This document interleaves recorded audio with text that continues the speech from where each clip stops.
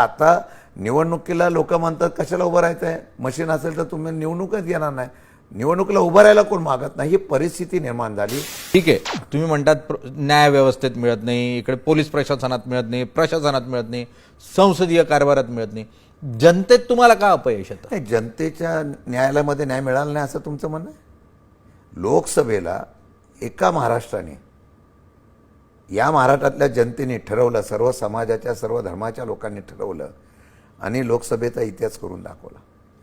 विधानसभेला असं काय झालं 2 महिन्यामध्ये की सरकारने फार मोठं ऐतिहासिक काम केलं आणि विधानसभेला फटका पडला विरोधकांना. मध्यंतरीच्या काळामध्ये ज्यावेळेला पक्षाची लोकसभेच्या निवडणुकीत झाले, बरेच लोकप्रतिनिधी परत मूळ पक्षात यायचा विचार करत होते, त्यावेळेला त्यांना सांगण्यात आलं तुम्ही काळजी करू नका, तुम्ही निवडून येणार आहे.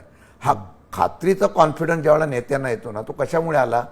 विधानसभेच्या निवडणुकीला असं काय झालं, पण त्यामध्ये वेगवेगळे अंगलंग आहे. तर आता निवडणुकीला लोक म्हणतात कशाला उभं राहायचं आहे, मशीन असेल तर तुम्ही निवडणूकच येणार नाही, निवडणुकीला उभं राहायला कोण मागत नाही, ही परिस्थिती निर्माण झाली.